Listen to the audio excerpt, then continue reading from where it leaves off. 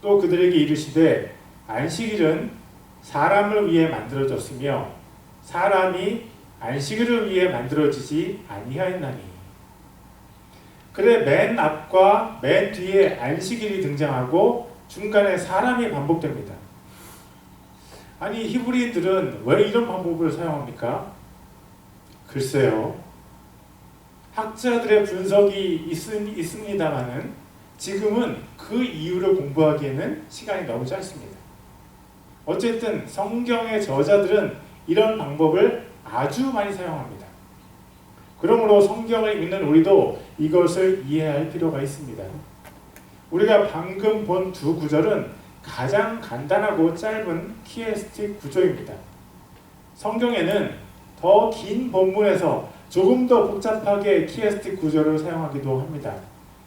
그 중에 하나가 바로 키에스틱 구조의 가장 가운데에 저자가 가장 강조하고 싶은 내용을 넣는 것입니다. 그렇게 글을 쓰는 방법이 오늘 우리가 보는 주기도문에 사용되었습니다. 주기도문의 가장 앞부분인 마태복음 6장 9절을 제가 읽겠습니다. 그러므로 너희는 이런 식으로 기도하라. 하늘에 계신 우리 아버지여, 아버지의 이름이 거룩히 여겨지게 하옵시며, 아버지의 이름이 거룩히 여겨지게 하옵시며를 드리면 하나님의 영광입니다. 마태복음 6장 13절 주기도문의 마지막 부분을 제가 읽겠습니다. 왕국과 권능과 영광이 영원토록 아버지의 것이옵나이다. 영광이 영원토록 아버지의 것이옵나이다. 주기도문의 가장 앞부분에 나왔던 하나님의 영광이 주기도문의 가장 뒷부분에 나와 있습니다. 주기도문이라는 샌드위치의 빵은요, 하나님의 영광입니다. 그 빵 안에 들어간 야채도 있습니다. 마태복음 6장 10절을 읽겠습니다. 아버지의 왕국이 임하옵시며 아버지의 뜻이 하늘에서 이루어진 것 같이 땅에서도 이루어지이다. 여기에서 우리는 아버지의 왕국을 발견할 수 있습니다. 다시 주기도문의 가장 뒷구절을 제가 또 읽겠습니다. 왕국과 권능과 영광이 영원토록 아버지의 것이옵나이다. 아멘. 우리는 여기서 왕국이라는 단어를 발견할 수 있습니다. 아버지의 왕국은요, 주기도문 샌드위치의 야채입니다. 그런데 주기도문 샌드위치에 맛있는 치즈도 들어가 있습니다. 그 치즈가 가장 가운데 있는 고기 패티의 위와 아래에 들어가서 기분 좋게 녹아 있습니다. 그 치즈가 무엇인지 살펴봅시다. 마태복음 6장 11절입니다. 이날 우리에게 우리의 일용할 빵을 주옵시고, 우리의 간구라는 치즈가 고기 패티 위에 들어가 있고, 고기 패티 아래에 들어간 치즈는 마태복음 6장 13절 상반절에 써 있습니다. 우리를 인도하사 시험에 들지 말게 하옵시고 다만 악에서 우리를 건지시옵소서. 우리의 또 다른 간구라는 이름의 또 다른 치즈가 이 구절에 적혀 있습니다. 두 가지 간구의 내용은 다르지만 그것은 두 장의 치즈가 다른 맛을 가지고 있는 것과 같은 것입니다. 두 구절은 모두 우리의 간구를 적고 있습니다. 다시 살펴보겠습니다. 주기도문 샌드위치의 빵은 하나님의 영광입니다. 주기도문 샌드위치의 야채는 하나님의 왕국, 즉 하나님 나라입니다. 주기도문 샌드위치의 치즈는 우리의 간구입니다. 그리고 드디어 주기도문 샌드위치에서 가장 맛있는 고기 패티를 살펴볼 시간입니다.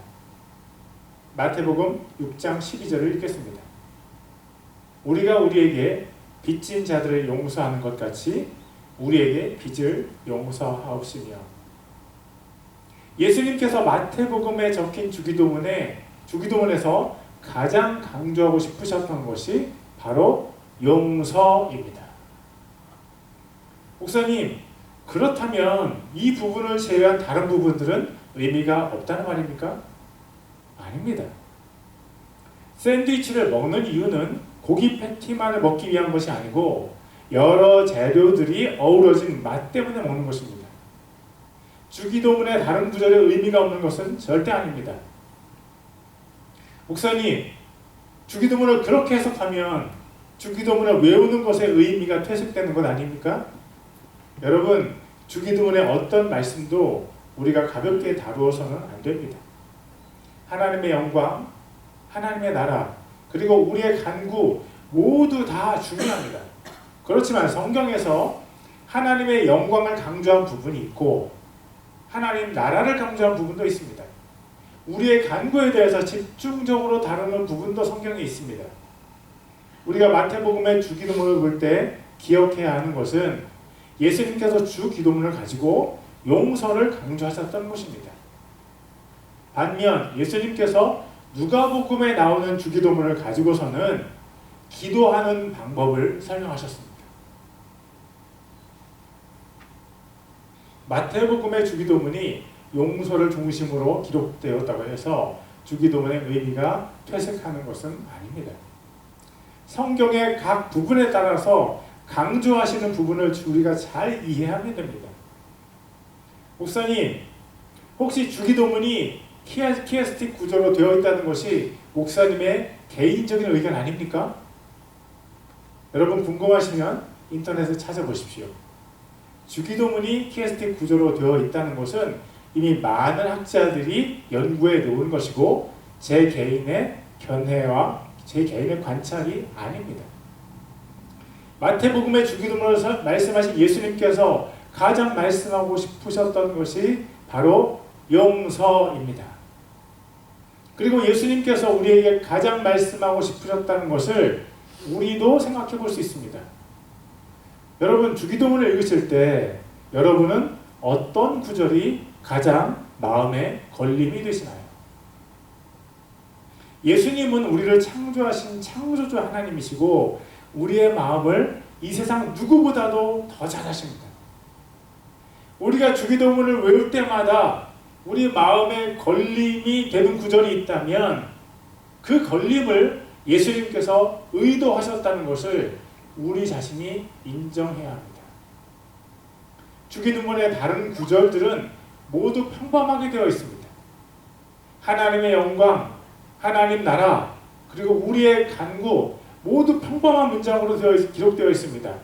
그런데 유독 마태복음 6장 12절만은 조건이 달려있고 다른 어떤 구절에도 조건이 달려있지 않습니다. 우리가 다른 사람들에게 빵을 주면 하나님께서 우리에게 빵을 주소서 라고 기록되어 있지 않습니다. 마태복음 6장 12절 적혀 있습니다.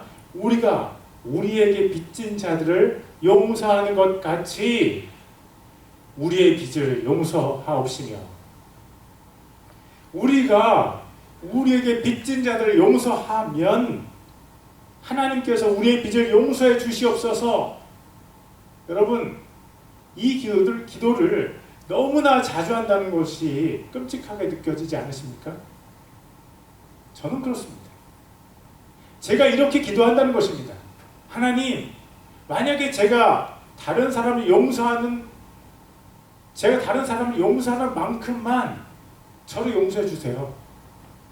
하나님, 제가 다른 사람을 용서하지 않으면 저도 용서하지 마십시오.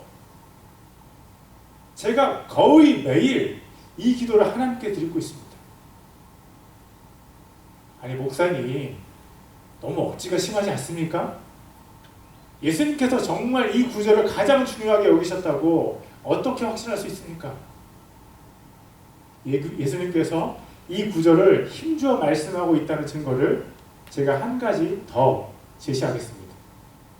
주기도문 바로 다음에 적혀있는 마태복음 6장 14절과 15절을 읽겠습니다. 너희가 사람들에게 그들의 범법을 용서하면 너희 하늘 아버지께서도 너희를 용서하시려니와 너희가 사람들에게 그들의 범법을 용서하지 아니하면 너희 아버지께서도 너희의 범법을 용서하지 아니하시리라. 예수님께서는 이 두 구절에서 분명히 용서에 대해서 말씀하시고 있습니다.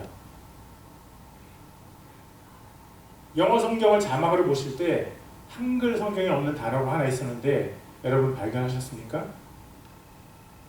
14절의 맨 앞에 for라는 단어가 있습니다. 다시 영어 성경을 읽겠습니다. For if you forgive men their trespasses, your heavenly Father will also forgive you. But if you do not forgive men their trespasses, neither will your Father forgive your trespasses. 헬라어로 적힌 원어 성경에서 마태복음 6장 14절을 보면 for, because의 의미를 가진 God라는 단어가 분명히 적혀 있습니다. 그런데 한글 번역이 그 단어를 번역하지 않았습니다. 그러므로 이 구절의 한글 번역 맨 앞에 왜냐하면 이라는 접속사를 써 넣어야 올바른 번역이 됩니다. 왜냐하면 너희가 사람의 죄를 용서하면 하나님께서도 너희 죄를 용서하시지만 너희가 사람들의 죄를 용서하지 않으면 하나님께서도 너희 죄를 용서하지 않으시기 때문이다. 형제자매 여러분, 용서를 힘주어 말씀하시는 예수님께서 왜 주기도문 바로 뒤에 있는 구절에 왜냐하면이라는 접속사를 사용하셨을까요? 주기도문에서 예수님께서 강조하고 싶으셨던 말씀이 바로 용서이기 때문입니다. 예수님은 우리 모두가 하나님의 용서를 받기를 정말로 원하십니다. 그러나 다른 사람을 용서하지 않기 때문에 하나님의 용서를 받지 못하는 사람들이 있다는 것이 너무 안타까우셔서 이 말씀을 하신 것입니다. 예수님은 우리 모두가 하나님의 용서를 받기를 원하십니다. 그런데 제가 설교를 준비하면서 한 가지 어려운 문제에 봉착했습니다. 그것은 용서를 강조하는 주기도문에 놓여진 마태복음 16장의 문맥이었습니다. 마태복음 16장의 문맥은 위선입니다. 위선. 마태복음 6장 1절 2절을 읽겠습니다. 너희는 사람들에게 보이려고 그들 앞에서 구제하지 아니하도록 주의하라.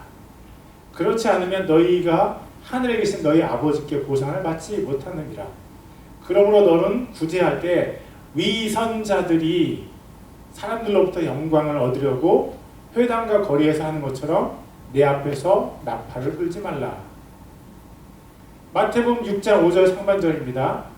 너는 기도할 때 위선자들과 같이 되지 말라. 마태복음 6장 16절 상반절입니다. 너는 금식할 때 위선자들과 같이 슬픈 기색을 보이지 말라. 그들은 금식하는 것을 사람들에게 보이려고 자기 얼굴을 흉하게 하느니라.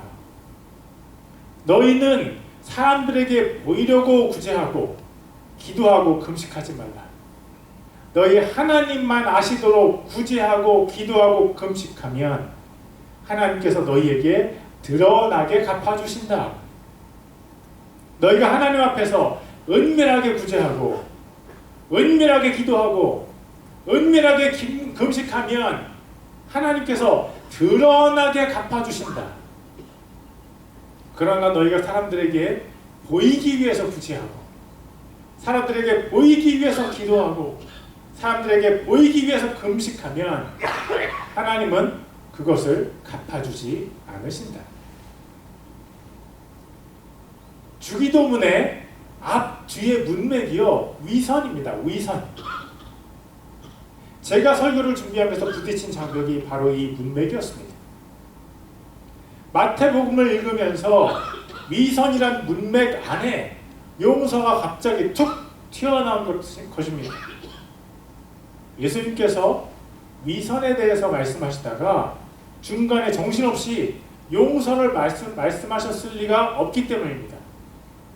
그래서 이런 생각도 제가 했습니다. 예수님께서 주기도문에서 가장 강조하시고자 했던 것이 용서라는 내 생각이 틀렸나?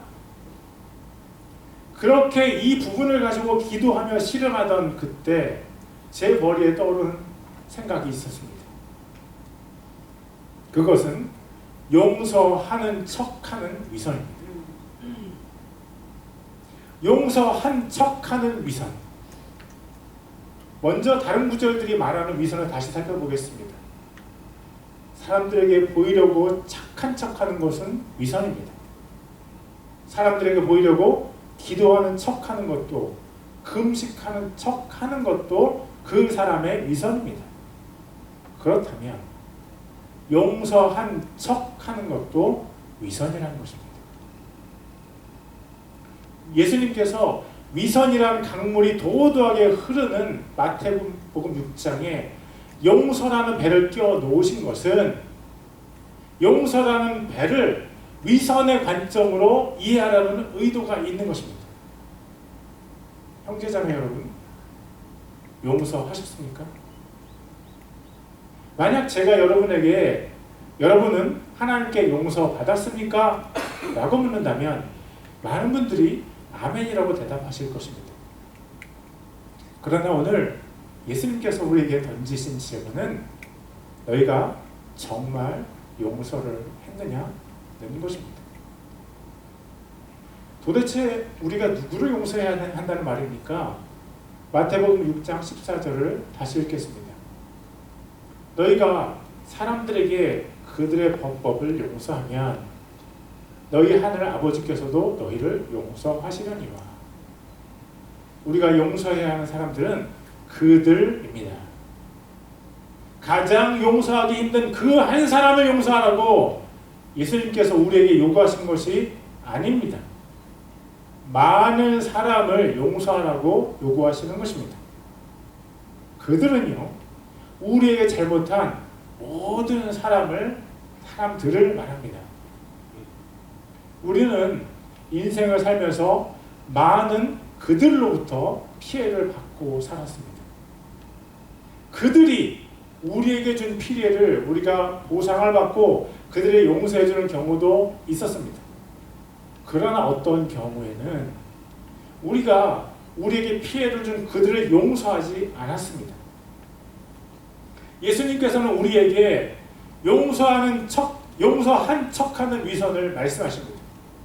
왜 예수님께서 우리에게 용서한 척하는 위선을 말씀하시는 걸까요? 예수님께서 우리에게 말씀하시고 싶은 것은 정신 차리라는 것입니다. 너무나 많은 사람들이 하나님의 용서를 받았다고 고백하면서도 그렇게 신앙생활을 하고 있지만 실제로 하나님의 용서를 받은 사람은 훨씬 더 적습니다.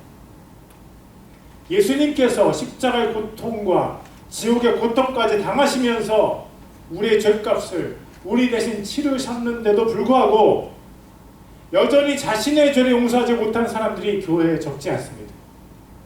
그것은 너무나 안타까운 일이기 때문에 예수님께서 피를 토하는 심정으로 우리에게 말씀하십니다. 하나님의 용서를 받았다고 착각하는 사람들이 하나님께 기도하고 예배를 드리고 있다면 하나님은 얼마나 슬프시겠습니까? 하나님은 다른 사람들의 허물을 용서하지 않은 사람을 용서하실 수 없으십니다. 마태복음 18장에 보면 베드로가 예수님께 다른 사람의 죄를 몇 번이나 용서해야 되느냐고 묻고 7번 용서하면 되느냐고 묻습니다. 그때 예수님께서 70번씩 7번이라도 용서해라 라고 하신 다음에 10,000달란트 빚진 종과 100데나리온을 빚진 종의 이야기를 해주셨습니다. 주인에게 10,000달란트를 탕감받은 종이 자신에게 100데나리온을 빚진 동료 종을 탕감해주지 않고 감옥에 가두었다가 주인에게 들켜서 자기 자신이 옥에 갇힌 이야기입니다. 여기서 주인은 하나님이시고 10,000달란트를 빚진 종은 하나님께 죄를 지은 우리들이고 100데나리온을 빚진 종은 우리에게 죄를 지은 다른 사람들입니다. 10,000달란트를 빚졌다가 다른 종을 용서하지 않아서 감옥에 갇힌 종에게 주인이 이렇게 얘기합니다. 마태복음 18장 33절입니다. 내가 너를 가엾게 여긴 것 같이 너도 내 동료 종을 불쌍히 여겼어야 하지 아니하느냐 하고. 다시 한번 읽겠습니다. I'll read it one more time. 내가 너를 가엾게 여긴 것 같이 너도 내 동료 종을 불쌍히 여겼어야 하지 아니하느냐 하고, 여기에서 우리가 점검해야 할 것이 한 가지 있습니다. 우리가 정말 하나님의 용서를 받았느냐 하는 것입니다. 하나님의 크신 용서를 진짜로 경험한 사람들은 다른 사람들을 용서할 수 있습니다. 그러나 하나님의 크신 용서를 진짜로 경험하지 못한 사람은 다른 사람들을 용서할 수 없습니다. 만약 우리 중에 누군가가 다른 사람을 절대 용서할 수 없다면 그 사람은 두 가지 중에 한 부류에 속할 것입니다. 다른 사람을 절대 용서할 수 없는 사람은 하나님의 크신 사랑을 아직 경험하지 못한 사람일 수 있습니다. 아니면 그는 악한 종입니다. 마태복음 18장 32절과 33절을 제가 읽겠습니다. 그때 그의 주인이 그를 불러 그에게 이르되, 오 악한 종아, 내가 내게 애걸하기에 내가 내게 내 빚을 전부 용서해 주었은즉 내가 너를 가엾게 여긴 것 같이 너도 내 동료 종을 불쌍히 여겼어야 하지 아니하느냐 하고. 아니 목사님, 이것은 그냥 비유잖아요. 비유를 그대로 믿으면 안 되지 않습니까? 여러분, 예수님께서 얼마나 많은 말씀을 비유로 하셨는지 아십니까? 예수님의 가르침에 비유는 최소한 3분의 1 이상이고 37개 이상의 비유가 있습니다. 전능하신 성자 하나님이신 예수님의 말씀을 비유라는 이유로 무시할 수 있다고 생각하십니까?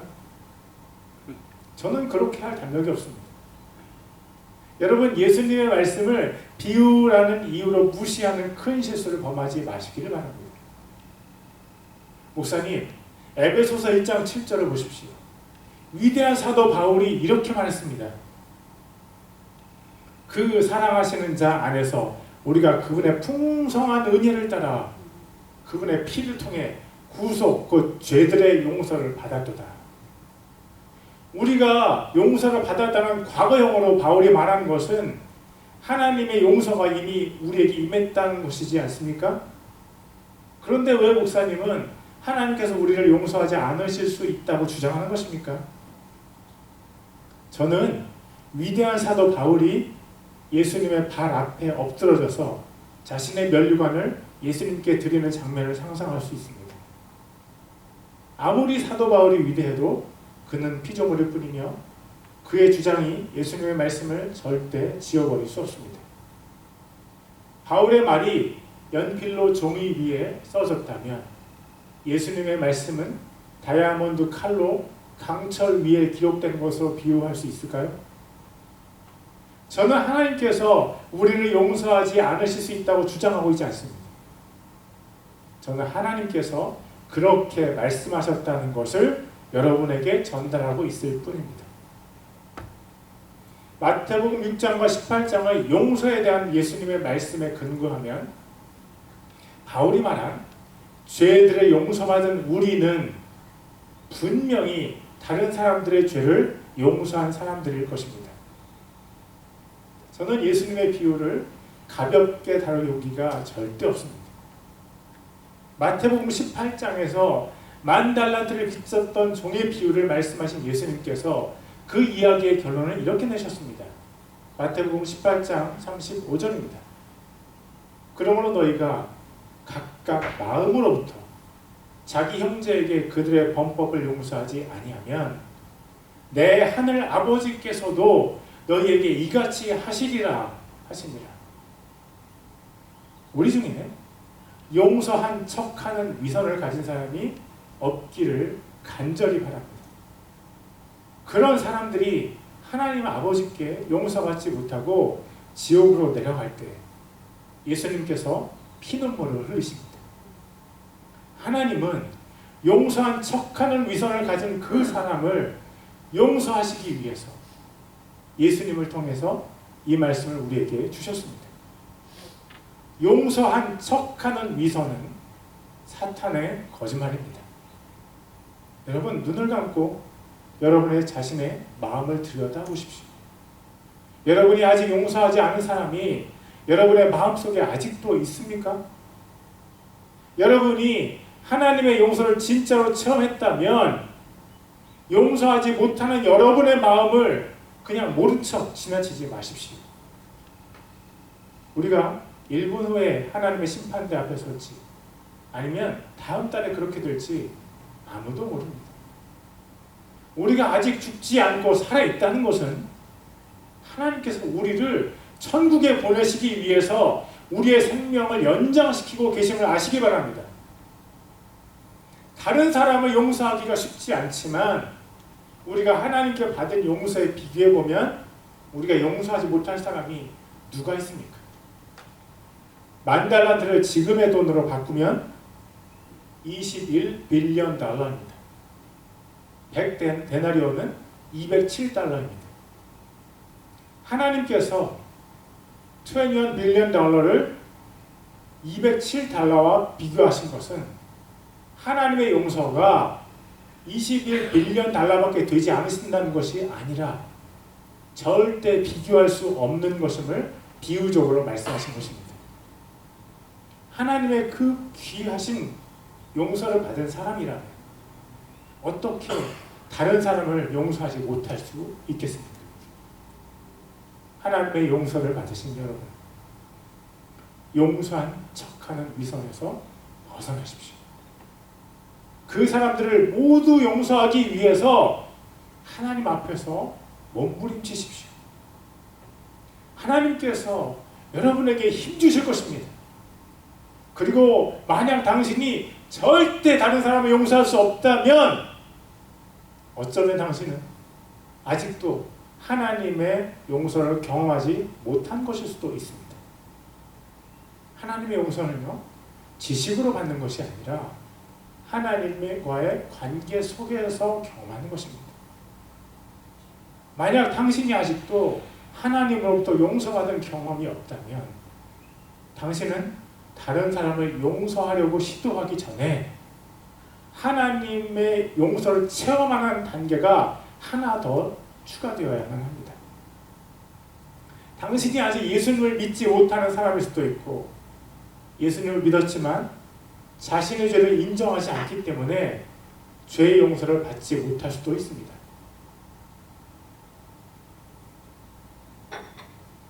하나님의 용서를 경험하지 못한 분들은 하나님의 용서를 경험하게 해달라고 하나님께 부르짖어 기도하십시오. 그리고 하나님의 용서를 받기 위해서 하나님의 말씀을 깊이 묵상하십시오. 날마다 하나님 앞에 나아가십시오. 겨우 뛸 수 있게 된 어린아이가 자동차가 쌩쌩 달리는 도로를 향해서 뛰어가는 것을 보면서 심장이 멈춰버릴 것 같은 공포를 가지고 아이를 향해서 빠구 소리를 지르며 달려가는 어머니를 상상해 보십시오. 얼마 남지 않은 인생 기차는 가속도를 내면서 종착역을 향해 달려가는데 피눈물을 흘리면서 우리를 향해 하나님께서 목이 터져라고 외치십니다. 내 아들아, 내 아들아, 다른 사람을 용서하고 내가 살아라. 내 딸아, 그 사람들 다 용서하고 내가 용서를 얻어라. 하나님은 오늘도 우리를 향해서 눈물을 흘리십니다. 하나님의 사랑이 우리 모두를 향해 말씀하고 있습니다. 내 딸아, 너는 살아라. 내 아들아, 내가 용서를 얻어라. 생명을 얻어라. 우리 천국에서 꼭 만나자. 용서한 척하는 위선에서 벗어나 용서한 것 같은 착각에서 벗어나 다른 사람들을 용서하고 하나님의 용서를 받는 우리 모두가 되기를 원합니다. 기도하시겠습니다. Let's pray.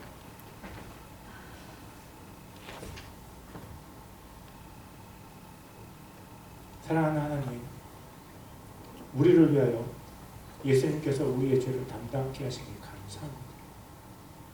우리를 용서하시기 위해서 우리의 모든 죄의 대가를 치르신 예수님을 찬양합니다. 우리가 하나님의 용서를 깊이 경험하도록 하늘의 문을 열어주소서. 또 우리가 하나님의 용서를 힘입어 다른 사람들을 용서할 수 있는 힘을 주소서.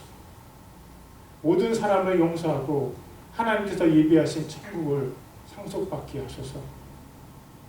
Loving God, thank you for making Jesus bear our sins for us. Praise Jesus for paying the price